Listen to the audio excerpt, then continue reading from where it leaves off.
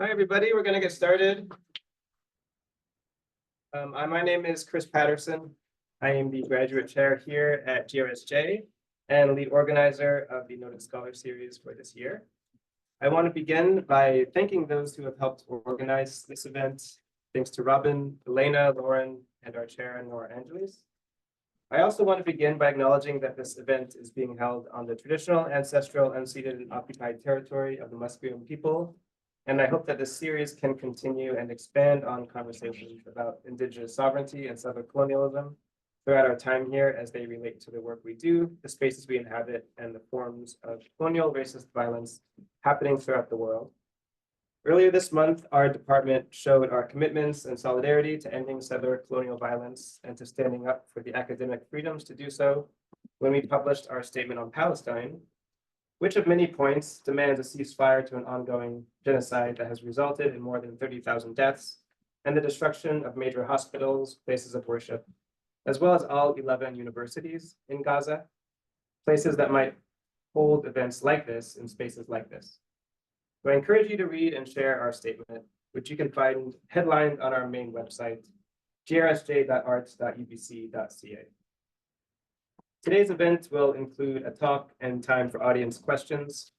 After the event, we will have lunch items brought into the room. They're already kind of here, but let's just pretend until the end of the talk, let you get hungry. We do ask that folks vacate the room at 1:30 p.m. as we will hold a seminar with the speaker.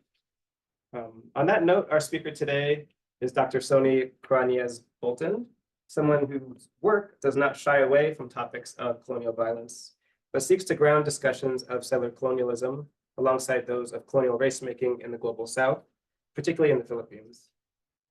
I first met Sony over a decade ago, I don't know if you remember, at a cultural studies conference. I do, in San Diego. In San Diego, thank you. I didn't remember where it was. Where we both presented on our work on Philippine American subjectivity. But outside of our panel talk, we grew to appreciate our shared love, and correct me if I'm wrong, because who knows what's happening with my brain, our shared love for the Mass Effect video game series. Yes, that's right. You play as Femme Chef. Femme Chef, yeah. Femme Chef, yeah. Which we both read as being explicitly about race, empire, and settler colonialism, but in space. Dr. Coráñez Bolton is originally from Olongapo City in the Philippines, the erstwhile location of the Subic Naval Base, before US military bases were decommissioned in the early 1990s. And their research interests were born from their own personal experience of US militarism. In the United States, they grew up in San Francisco and outside of Chicago. Their professional roots have taken them from being a graduate student at the University of Michigan, and again, correct me if I'm wrong, about all these trajectories, it's been a lot, to working as assistant professor in Latin American cultural studies at the University of Arizona in Tucson, to holding a Mellon postdoctoral fellowship through the Creating Connections Consortium at Middlebury College. They were also a foreign language and area studies fellow at the University of Wisconsin-Madison, studying the Tagalog Filipino language. They also enjoy cooking, food writing, and reading and writing poetry. And I will also try and demand that you come back someday to share your poetry with us. I encourage you to do so. Sony's truly incredible and groundbreaking book, Crip Colony, Mestizaje, US Imperialism and the Queer Politics of Disability in the Philippines, explore how the ambivalent racial makings are negotiated as a result of colonial violence, and how the Philippines simultaneously challenges and corroborates Asian exclusions from Mestizaje, racial admixture, miscegenation, as an American racial landscape. Crip Colony revisits Philippine colonial history with a critical disability studies lens to view Spanish colonialism and its collusions with US empire as part of a field of meaning making that secured ability, capacity, and privileges for some, while relegating others to the underside of political modernity, in effect, eviscerating native self-determination and autonomy. Sony's talk today will briefly outline the intervention of Crip Colony and will then transition to thinking about the theoretical and historiographic contributions of ethnic studies in problematizing the incapacitations and disablements central to the project of colonial racial capitalism. They will do so through the case study of racial misrecognition, which they explore in their forthcoming book, Dos X, Disability and Racial Dysphoria in Latinx and Filipinx American Cultures. Please join me in welcoming for the first time to UBC campus, maybe In person. in person, yes, Dr. Sony Coráñez Bolton. I was reminded earlier that I actually have visited UBC, but virtually, but I think Zoom interactions live in a different part of my brain. So I'm sorry I forgot about that. Thank you for reminding me. But thank you very much for coming. It really gives me a lot of pleasure to be here. And thank you, Chris, for that really thoughtful introduction and framing our positionality here. So I have been on a little bit of a talk circuit where I've been trying to work through ideas for my second book. And in order to kind of platform a little bit what I'm thinking about for the second book project on racial misrecognition, I thought I could share briefly a little bit about what my first book was about. But Chris actually covered it pretty well, so sorry to be duplicative. So I will, actually, could you go back to the first slide? Thank you. There is a QR code in case you want to follow along with the talk on like your mobile devices or tablets. I think it should work. There are also some access copies if you would like to follow along and with a physical copy. I'll be reading my talk because this exceeds my working minute. Next slide.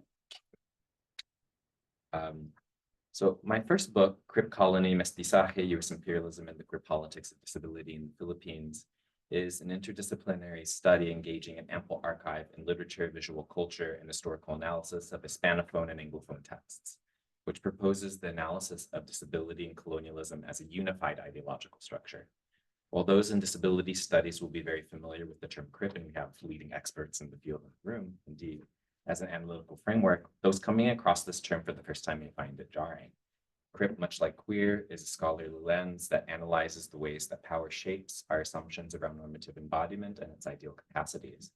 Crip, recuperated from the derogatory crippled, much like queer is a recuperation, disrupts those ableist processes in ways that de-emphasize the myth of pure independence, seeking to build social relations that are constituted through care and are mutually recognized in affirmative interdependence.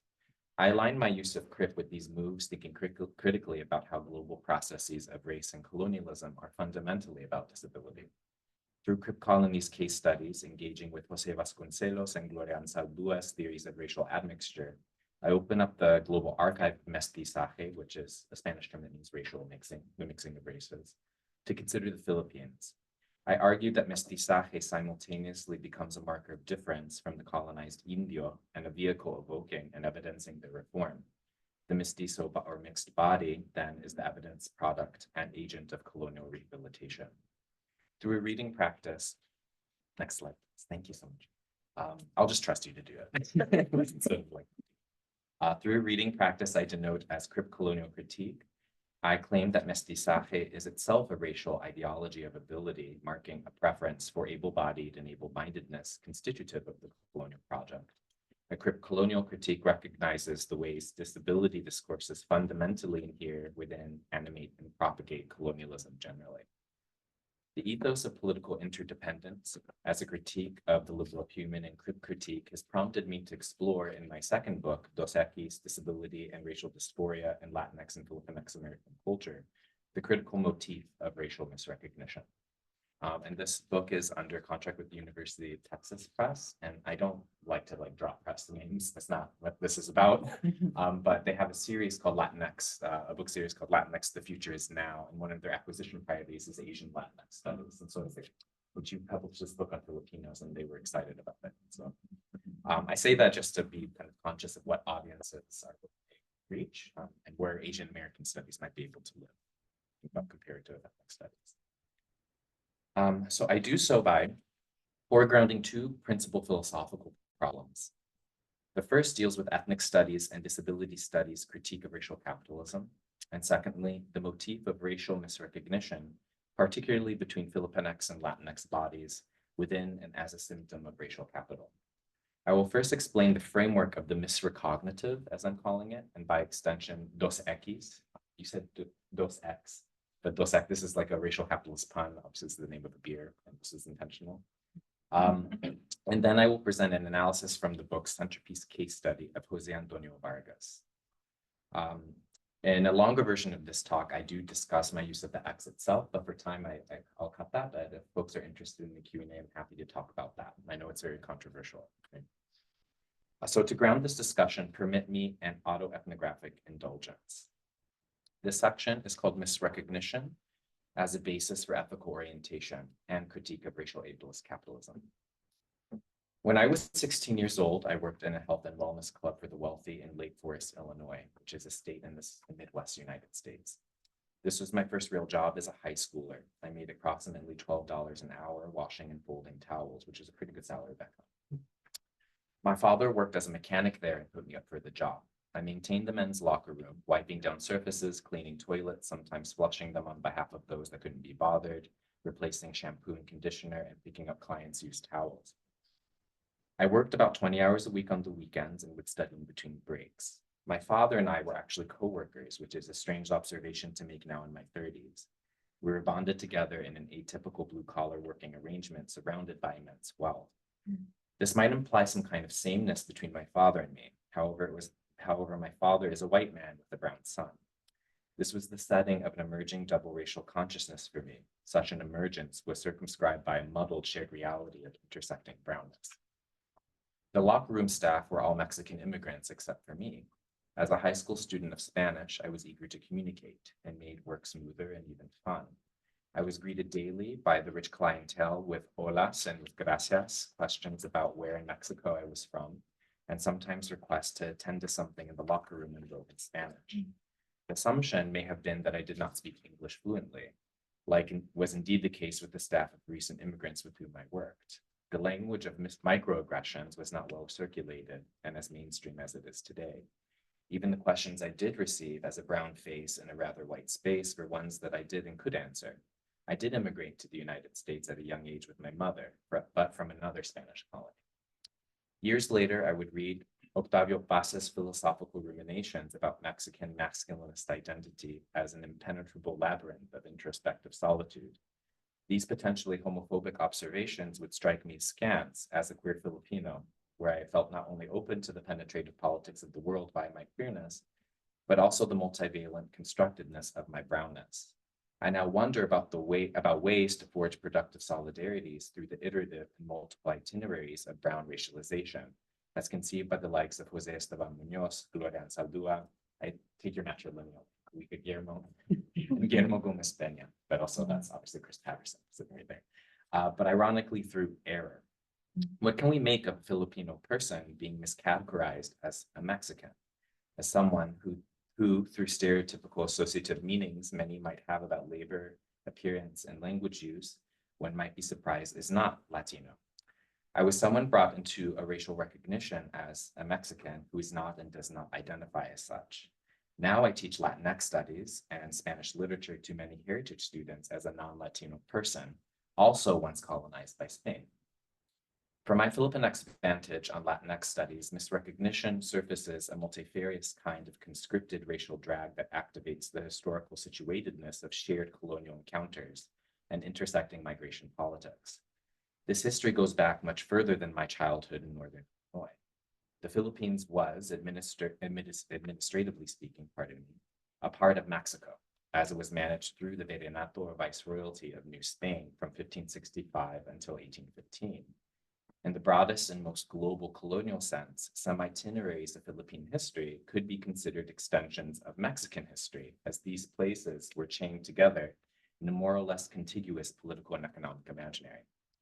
I want to concretize these overlaps in order to think about the braided experiences of migrant cultural archives. The argument of Dos Equis is that racial misrecognition constitutes its own sort of epistemology and aesthetic. And as such, it can potentiate different kinds of ethical and political relations. I suggest that racial misrecognition is a unique variety of epistemic disclosure because one, you question the knowledge that another has about the kind of body or person that you are, and two, you may need to imagine a diverse apparatus of diagnostic criteria to understand the other being with whom you are collapsed. Misrecognition is a unique kind of experience in the sense of it indexing a heightened awareness of yourself as a particular subject of history, and how you're an object of those histories via the gaze of another.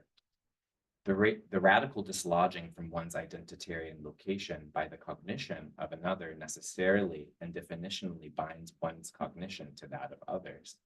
This might be the primary function of misrecognition that I wish to highlight throughout this book. At base, I maintain that misrecognition can potentiate other kinds of ethical relations with the world and the people in it, thus constructing an apprehension of similitude that bears the trace of the difference that you might desire. I denote this epistemic and cross-racial intersection the misrecognitive.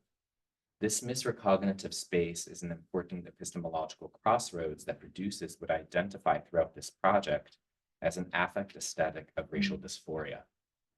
I track this phenomenon through the various case studies of this book through visual, social, and linguistic inventories of literary and cultural production. Racial dysphoria describes moments of racial misrecognition wherein one becomes uncanny to oneself, or many become uncanny to themselves. My argument here is that this racial uncanny registers an agency and intention toward the other that is paradoxically anchored to the epistemological uncertainty produced through misrecognition. But it can only do so if we bring different ethical parameters to our navigations of these misrecognitive moments, which I suggest can articulate a history of the present that understands the social, historical, and political forces that shape the conditions of possibility for that misrecognition in the first place. So my book proposes to reverse engineer the moment of misrecognition, and in so doing fabricates an analytic, which I captured through the racial capitalist pun of Dos Equis. In the literal and cultural, and the literary, perhaps literal, figurative, in the literary and cultural artifacts that I analyze in Dos Equis, misrecognition produces dysphoric attachments to identity that often disarticulate one from the provincialism of self, thus surfacing more critical understandings of one's relation to the modes of production in racial capitalism, which I argue is the main engine driving racial interchangeability. Another way to articulate this argument is that the uncanny sense that one has when being racially misrecognized as another surfaces an aesthetic and intuitive confrontation with their mutually shared position within the social, political, and economic organization of racial capitalism. For instance, a Filipino being misrecognized as Mexican indexes a shared positionality as a particular kind of racialized body that has historically been used, extracted, and even placed in similar geographies in order to further the mandates of racial capital, like Mexicans. So there's a lot that the misrecognitive gets absolutely right, even if it gets identically wrong. At base, my book asks, what might it mean to feel a true sense of solidarity with one another, or to possess an avid interest in the destiny of another group to which you precisely do not belong?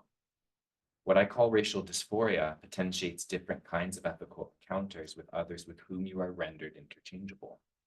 But you confront an ethical relation with them precisely because you are not them. Neither do you belong to the communities that they hail from, but despite this, or especially because of this, one ought to care about them anyways.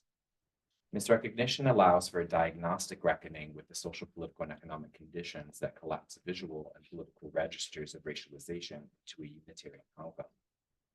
I argued that the sense of racial dysphoria that follows racial misrecognition is an affective sense that allows us to diagnose the contours of racial capitalism and its various ableist tactics of racialization. So in what proceeds, I'll be connecting this with disability studies more intentionally.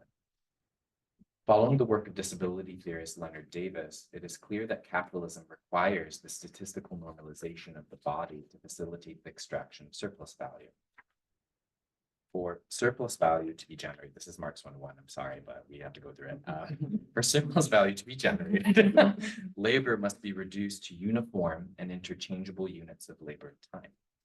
Following Marx's arguments on the fabrication of value as an embedded sociological feature of objects turned into commodities, we see that this commodity fetishism requires the interchangeability of units of socially agreed upon labor time. If not, there would be no stable sense of value that is produced through uniformly measured amounts of labor. This has implications for the bodies that dispense physical capacity that we capture as work. Work measures the utility of the body to capitalist systems of production. There cannot be wild statistical variations on the expectations of what a body or what particular kinds of bodies may produce under certain controlled conditions. Biopolitical norms thus emerge to satisfy structural requirements for sameness in the name of efficiency. Welcome. Reading the realities of race, let me read that again. Biopolitical norms thus emerge to satisfy structural requirements for sameness in the name of efficiency. Reading the realities of race into that equation, it seems that with biopolitical optimization of the laborer to comply with the regnant conception of capitalist embodiment, it is indeed inevitable that brown bodies would be rendered interchangeable with one another. This interchangeability is a structural feature of racial ableist capitalism and its management of alien bodies. I suggest that the racial dysphoria that is produced in moments of misrecognition is a sensing of that structure of interchangeability that adumbrates racial ableist capitalism, the uncanny, an echo of that uniformity.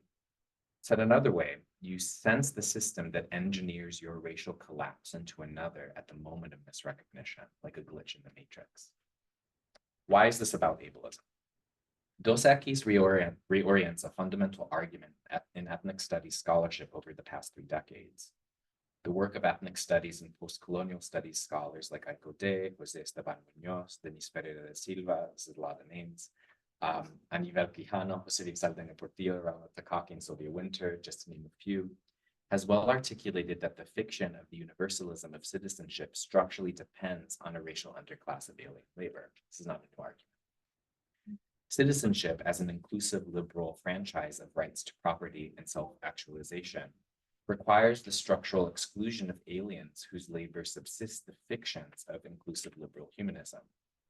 As Lisa Lowe foundationally argued, the franchise of citizenship has relied historically on the paradoxical exclusion of immigrants from its supposedly universalist auspices.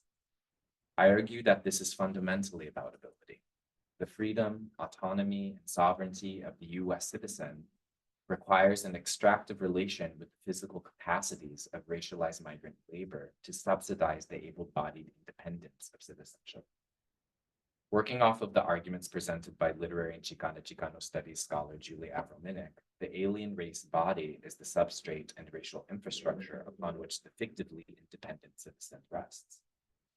Scholars in disability and immigration history, such as Douglas Bainton, Margot Canaday, Paul K. Longmore, Kim E. Nielsen, Nayan Shah, and Lori Omansky, as well as Alexandra Stern and Natalie Lira, have work that collectively demonstrates the ways that perversity, contagion, and dysfunction have shaped immigration politics and history.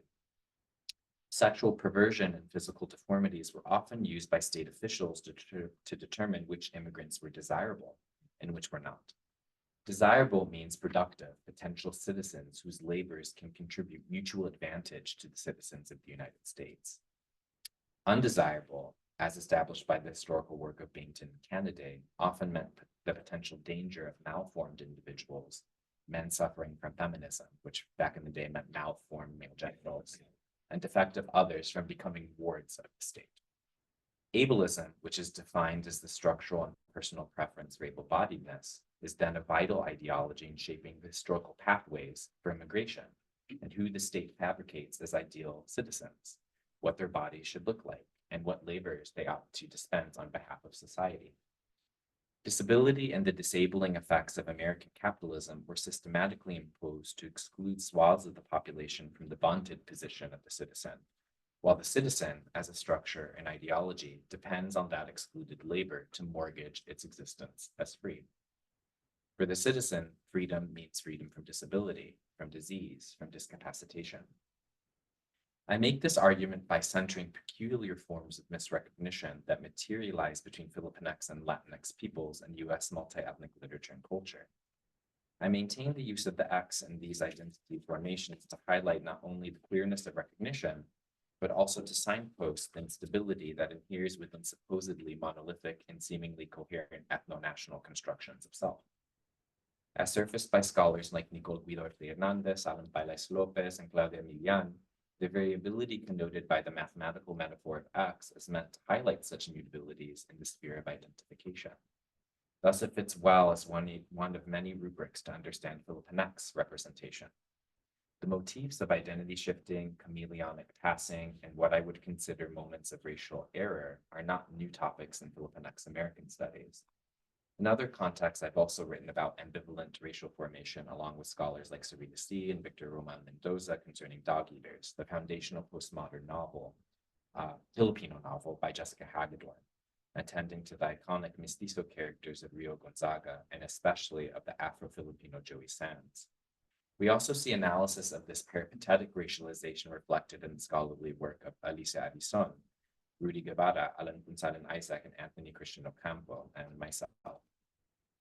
Adding my voice to this course of specifically Filipinx American racial ambiguity, I explore the ambivalent and productive slippages of misrecognition and the opportunities it provides for renewed modes of ethnic racial solidarities and alternative vantages from which to understand citizenship.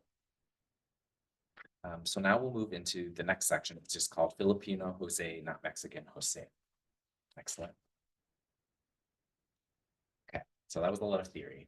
So I'll be curious your thoughts of the racial misrecognition theory. It's still, I was telling Chris and others that I'm struggling with how to conclude this book. So the case studies are kind of cooked, but I'm like, where's this? I don't know how to end this. But I think it'd be helpful to concretize some of that theoretical framework in a case study. So here goes. In 2011, Jose Antonio Vargas published a watershed essay in the New York Times Magazine, in which he confessed to being an undocumented immigrant. It was a confession that shook the nation, as Vargas was a famous and successful Pulitzer Prize-winning journalist. In his self-expose, he describes how, at the age of 13, he was involuntarily and unknowingly sent to the United States with a coyote by his mother. He discovered a few years later that his green card was falsified when he attempted to get a driver's license. The green card is like a permanent residency card in the US, for those that aren't familiar. With feelings of betrayal, confusion, and fear, he lived with the secret knowledge that he wasn't supposed to be in the United States. He followed up this disclosure with his, again, Pulitzer Prize-winning memoir, Dear America, Notes of an Undocumented Citizen in 2018, fleshing out the details of his life, his troubled identification as an activist, and the networks of support that sustained him. I am compelled to engage with Vargas's work and life writing as an immigrant rights activist, even though this is a term with which he acknowledges an uneasy relationship, and as a mouthpiece for the undocumented immigrant community in the United States. One important rhetorical tactic that he takes is to normalize the reality of migration as, quote, the most natural thing people do, the root of how civilizations, nation states, and countries were established. When white people move, it's seen as courageous and necessary, celebrated. When people of color move legally or illegally, the migration itself is subjected to the question of legality. Many of us are migrating to countries that previously colonized and imperialized us. The teleological reliance on the nation state as a political unit notwithstanding, the allusion to imperial history in Dear America never really goes much deeper than an evocative talking point. Still, Vargas points to colonial histories that link diverse histories and points to colonial realities that link diverse histories and migrant communities in ways that I think are remarkably useful for both Filipinx and Latinx studies. Yet progressive rights let me get some coffee. My mouth is moving faster than my brain. Yet progressive migrant rights activists would likely consider Vargas part of a more liberal and less radical strain of political work on the issue of immigration. He disclaims the label of activist, emphasizing that he's not an organizer. He clarifies, I report, I write, I make documentaries. In short, he is first and foremost a journalist. The perturbed connection and identification as an activist disavowed by more radical corners of immigrant activism is likely due to his at times under-theorized commitment to assimilation and Americanization. This manifests in his desire to demonstrate to the country that he has earned his place and thus feels comfortable claiming the category of citizen, as is noted in the top title of his autobiography, a citizen who simply does not have the proper documentation. When filling out an employment document for a job at the Chronicle, he lied about his status by marking a box that affirms his work eligibility, emphasizing, quote, but I'm going to earn this box. Some might say he overcompensates his legal status by centering the American ideals of assimilation and adaptation to liberal capitalism as a productive citizen. While it is important to point towards perceived limitations in Vargas's worldview and theoretical and political frameworks that allow us to see them, I'm not really interested in leveraging these arguments to dismiss Vargas. His work is powerful, important, approachable, relatable, and has a place in the immigration landscape of debate towards more ethical policy and treatment of undocumented people. Yet it is crucial that we contend with the category of the citizen that not only informs the political impetus and commitment of a spokesman like Vargas, but also as a structure of thought that meaningfully connects Filipinx and Latinx cultural politics. Citizenship is a vital political structure that merits engagement and expansion. However, it is also true that rendering it the exclusive endpoint in telos of political and critical work has limitations. Dos Equis seeks to excavate these connections in order to critically inhabit the logics of citizenship and perhaps delineate alternatives. Vargas's memoir offers an important case study that links Filipinx and Latinx studies as fields of thought, experiences, and communities in compelling ways that enrich our understanding of comparative racialization of populations disciplined by the racial exclusions constitutive of citizenship. I am thus drawn to the ways that Vargas makes sense of the racial politics of passing and misrecognition. In a 2015 interview with Vargas published in Columbia University's Journal of International Affairs, the first question posed to him prominently exposes the conundrum that I highlight in this talk.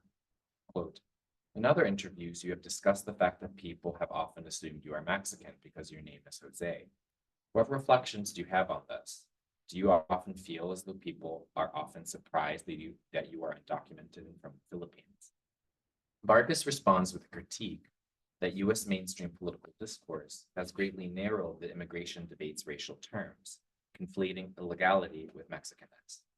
He appeals to the history of the U.S. as a nation of immigrants, which ought to critically include, quote, the circle of Asian and Latino immigrants in this country, unquote.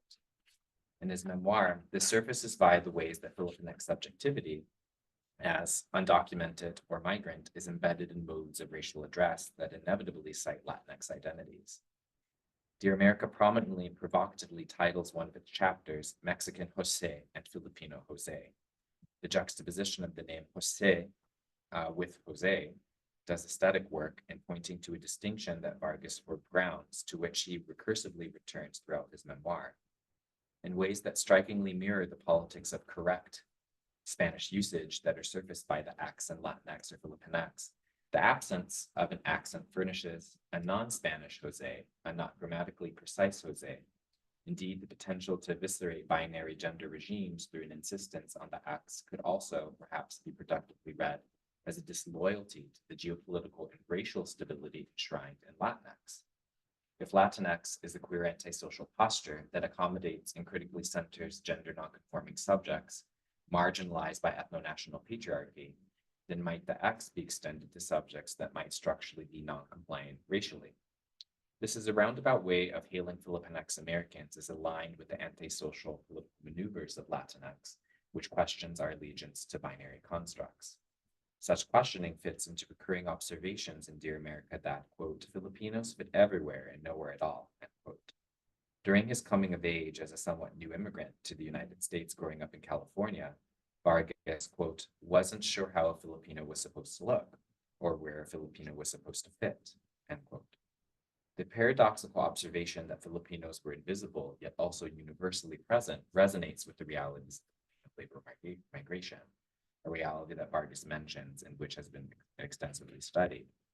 It is important to note that the scene in which he formally meets the bureaucratic apparatus of the U.S. nation-state, the Department of Motor Vehicles of the state of California, is not only shaped by the belated discovery of the lie engineered by his grandfather and mother, but also evokes the uncanny racial dysphoria of misrecognition.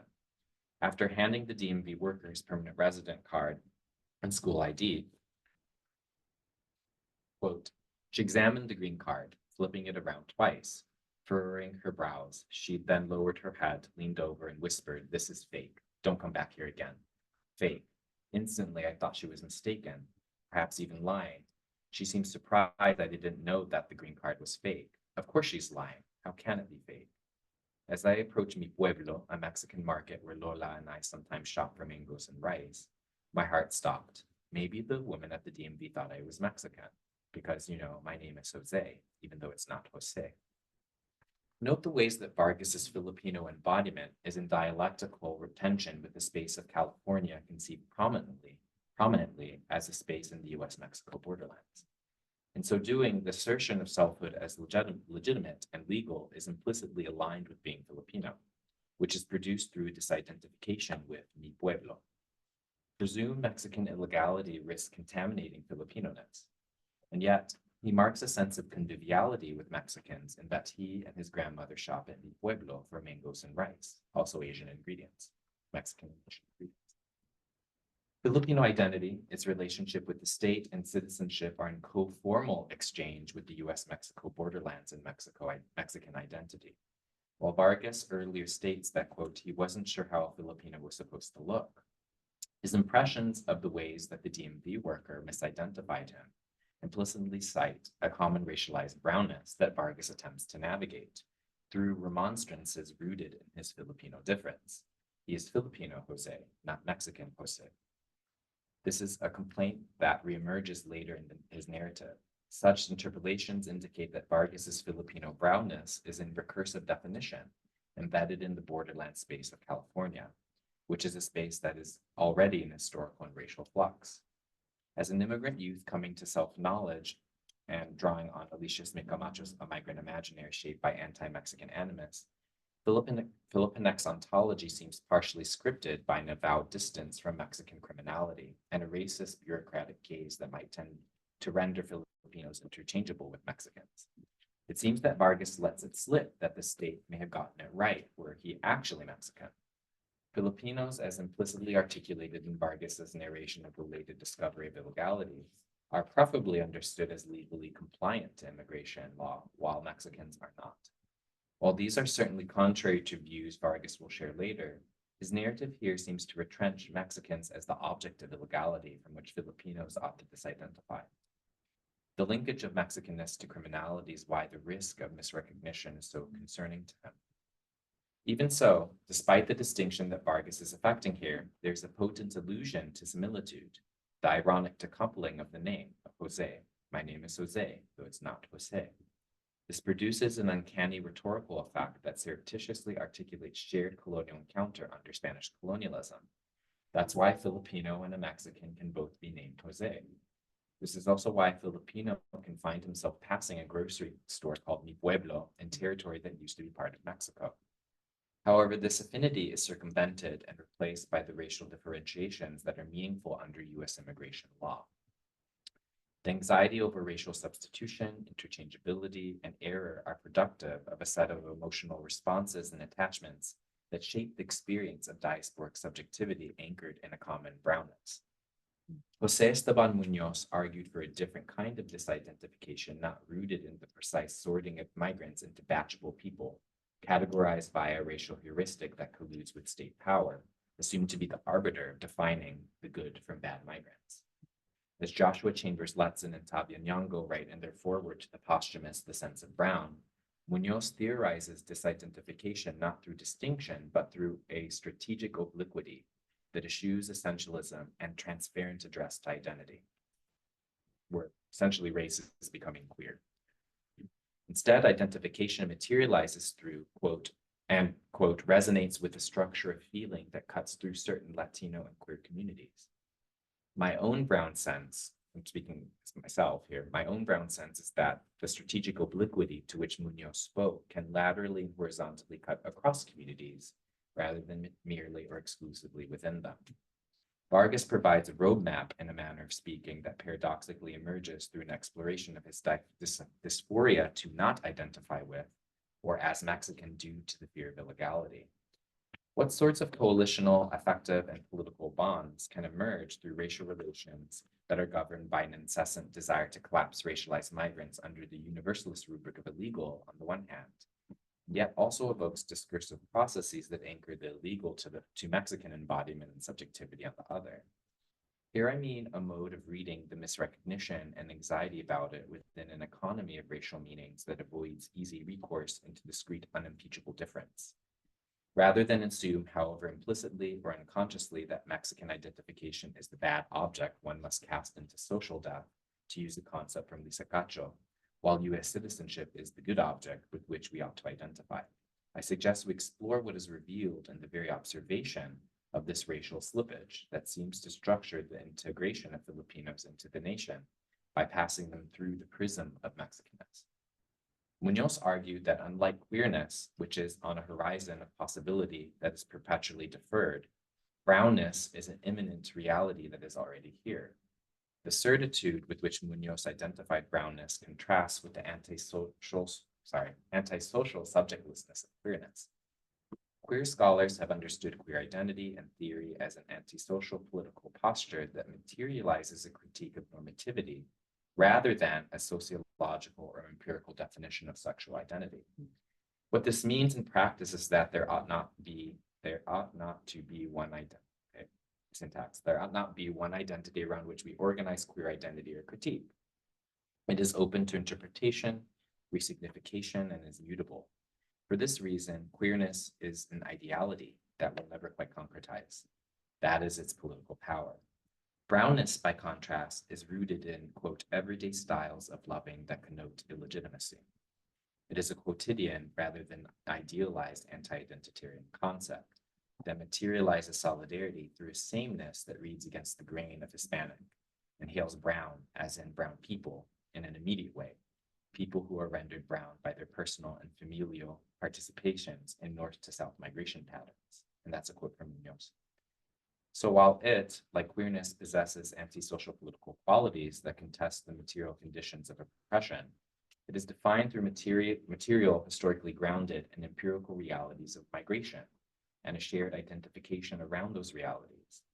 Queerness, by comparison, facilitates a subjectless position that ideally resemanticizes the ground upon which queer politics is grounded. Judith Butler called this the ungrounded ground on which queerness is articulated. While Munoz's visioning of brownness can facilitate similar adaptive course corrections that dislodge political subjects as the exclusive center around which political claims are staked, the new subject from whom that center is dislodged likely shares the quotidian illegitimacy materially grounded in a shared reality of migration, labor exploitation, and familial kinship. These grounded realities are delineated in concert with ethno-national identifications that queerness does not share.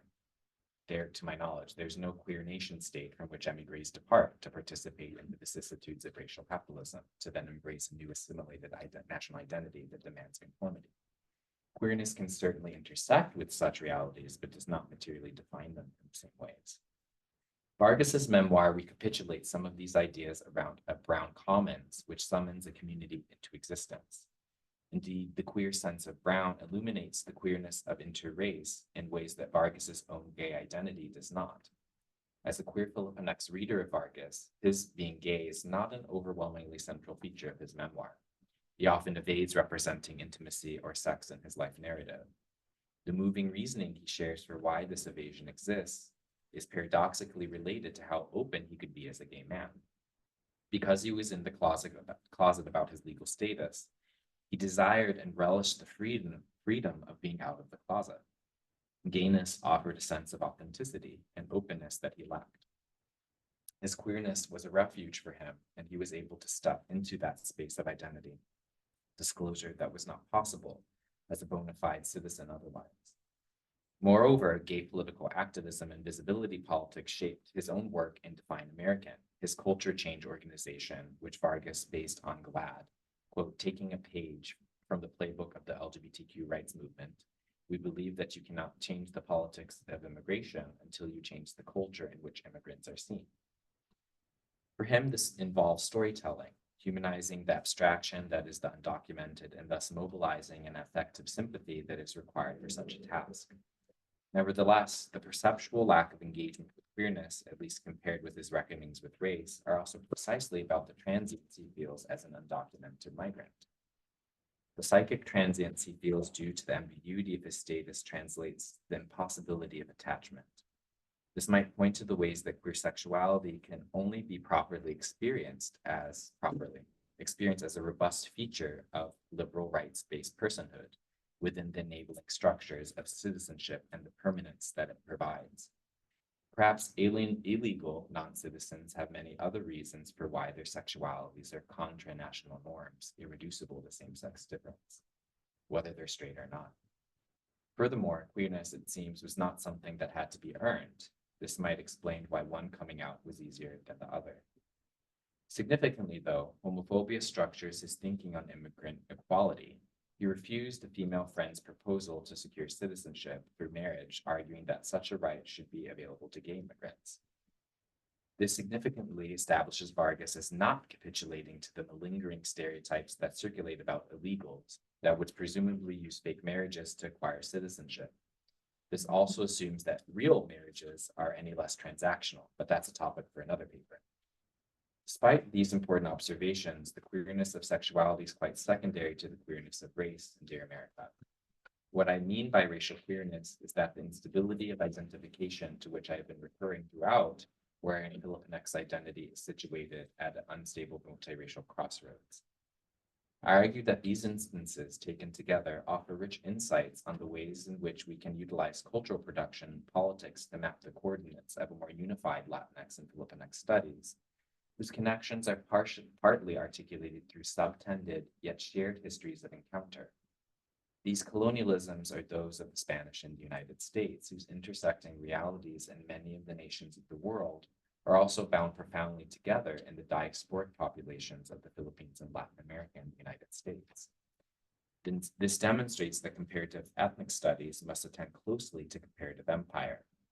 Additionally, it shows that the constituting work of the Dos Equis of Latinx and Filipinx studies potentiates these fields as an anti-imperial co-formation that captures an understanding of the politics of race within a truly global matrix. And I'll abruptly end there. Thank you very much.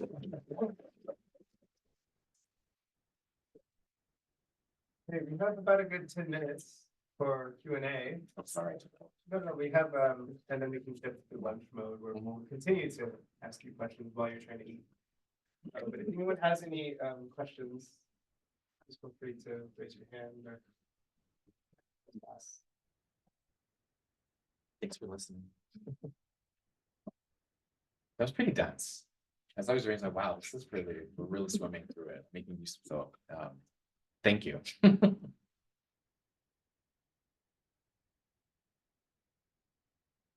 I'll just ask a quick one on racial dysphoria. Like, how did you come up with that term? Because I had never heard it until I came to Vancouver.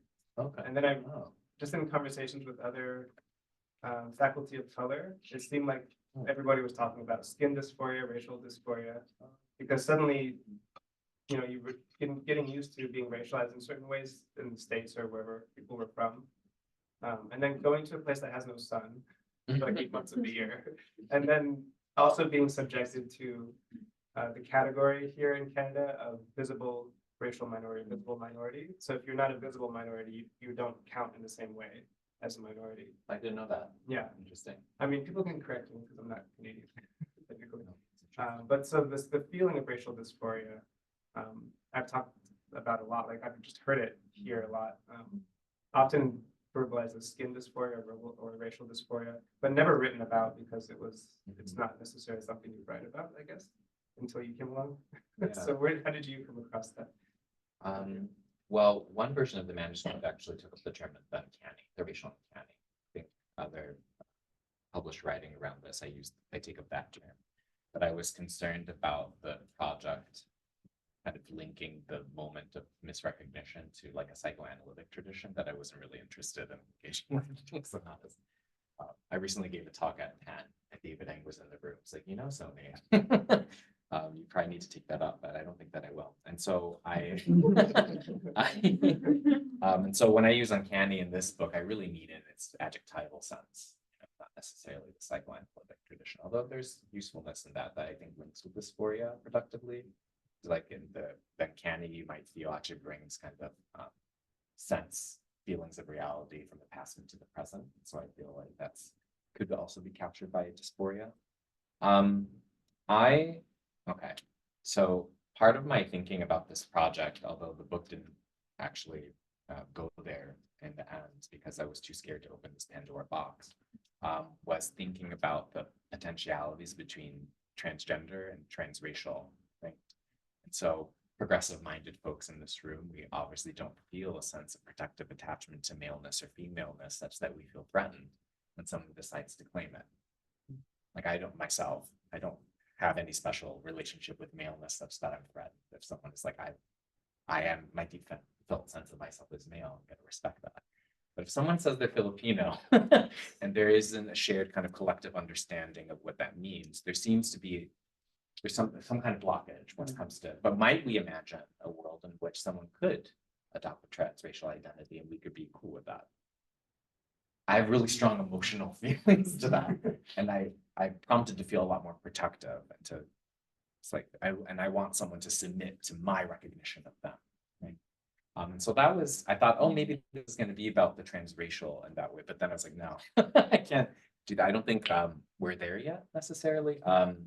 Or I'm there yet. And so that was kind of one of the background motivations for thinking about the dysphoric, because of the question of instability that transgender studies brings to questions of gender sexuality that I wanted to bring to race in ways that aren't necessarily surfaced in the same ways in Crip color critique.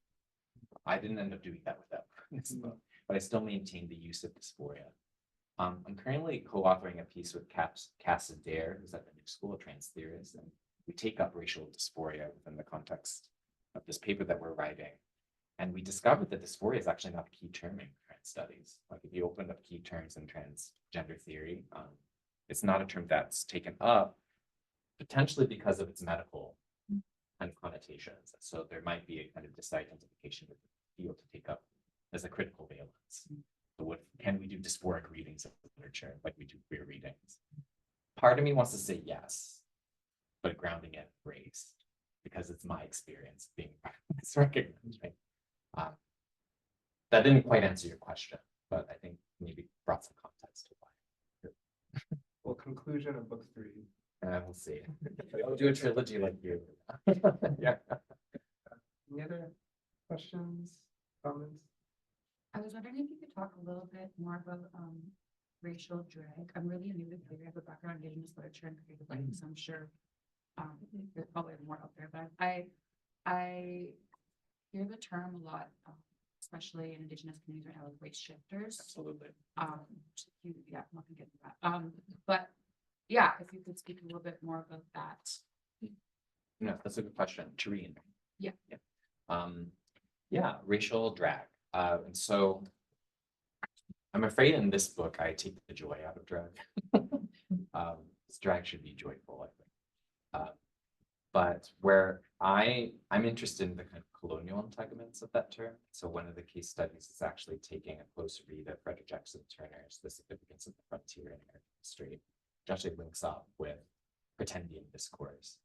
That if you read that essay, which kind of started the field of what we call United States history as its separate discipline, separate from European institutes. Like, so the question at the turn of the 20th century is like, is American history a separate field of inquiry, or is it just an extension of Europe? Frederick Jackson Turner was like, no, it's separate because of the frontier. But in that essay, the pioneer transforms himself into an Indian. And I argue it's to acquire kind of Indian capacities to literally ford rivers and climb mountains and plant corn. You see in this as quite nutty. It is a form of colonial racial drag in order to differentiate the American pioneer from kind of European femininity, who couldn't handle like the harshness of the frontier. And so that's kind of, and I'm kind of reverse engineering that moment of colonial racial drag, but in the contemporary with multi-ethnic literature, can we think of kind of moments of conscripted racial drag? So I am conscripted into Latinx identity. I'm a Spanish professor, brown. I speak Spanish fluently. So students have feelings about that. And they're like, oh yeah, you're one of us. It's like, wait. But it's like an identity. So every recognition is a misrecognition, you know, in a way. And so it's kind of takes a lot of work to kind of get out of thinking of the kind of marketized racial identities that link us particularly to a state recognition, because we all do it all the time.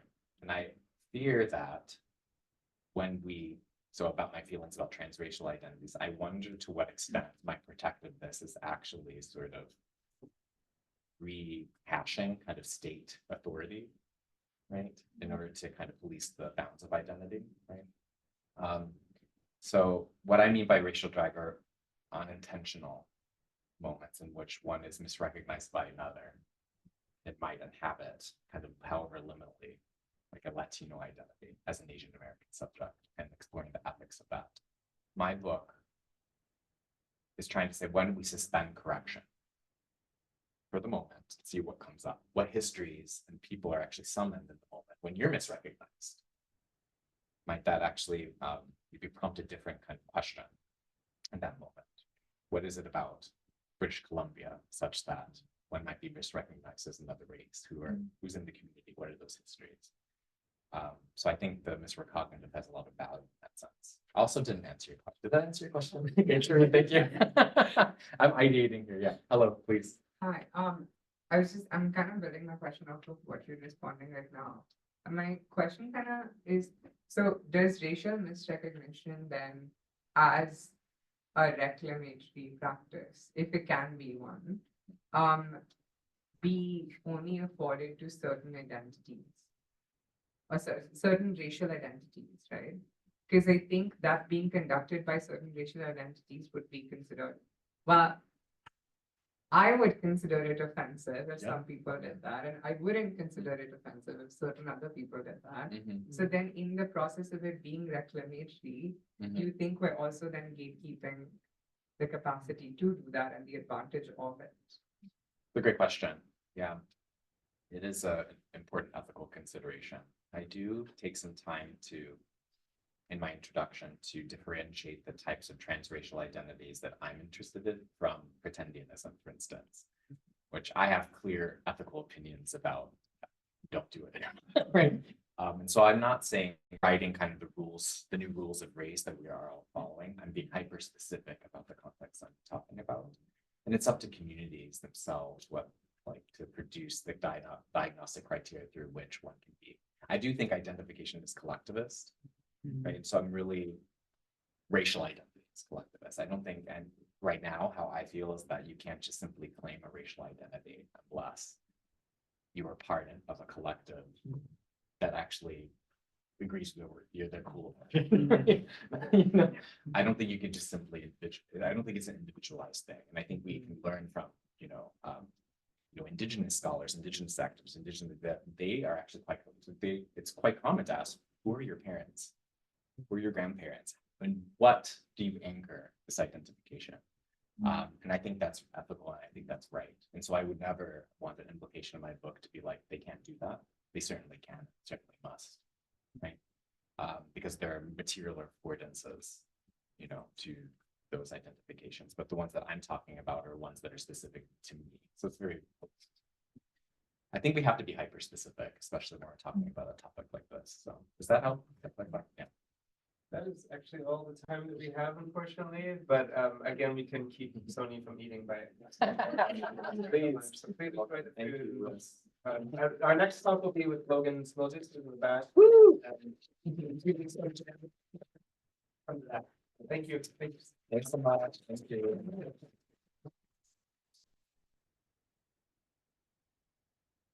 So we're here till 1:30. Then it's like, And then we stay here. and we stay here. Classes here. And I'm going to that. Yes. Okay, great. All right. Just wanted to